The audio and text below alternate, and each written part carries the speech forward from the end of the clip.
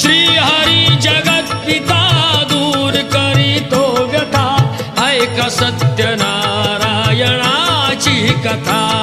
ही ऐका सत्यनारायणाची कथा ही ऐका सत्यनारायणाची कथा कुलकामुक राजा होता महाथोर तयाची पत्नी होती सुंदर